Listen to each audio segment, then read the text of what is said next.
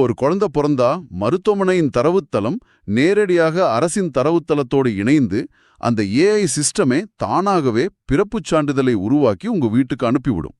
இங்கு எந்த ஒரு மனித இடையீடும் இருக்காது. அப்போ இடைத்தரகர்கள் வேலைக்கே இங்க இடம் இல்லையா? அதுதான் உண்மையான மாற்றம்.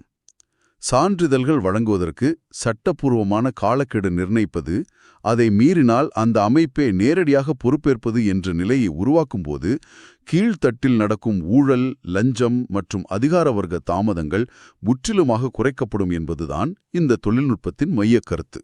கொஞ்சம் பொறுங்க. டிஜிட்டல் ஆளுமை கேக்குறதுக்கு மிகவும் அருமையா இருக்கு.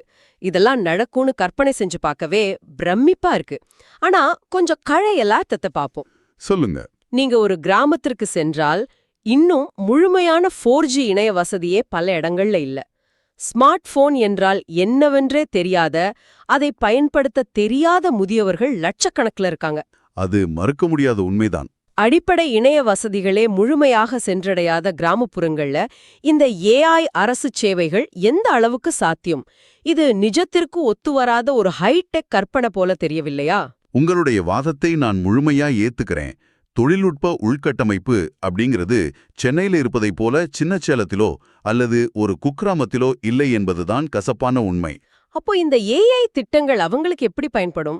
அவங்க சொல்ற ஏஐ பல்கலைக்கழகம், ஏஐ நகரங்கள் அமைப்பது போன்றவை பெரிய பன்னாட்டு நிறுவனங்களையும் உலகளாவிய முதலீட்டாளர்களையும் ஈர்த்து பல்லாயிரக்கணக்கான மென்பொருள் வேலைவாய்ப்புகளை உருவாக்கலாம்.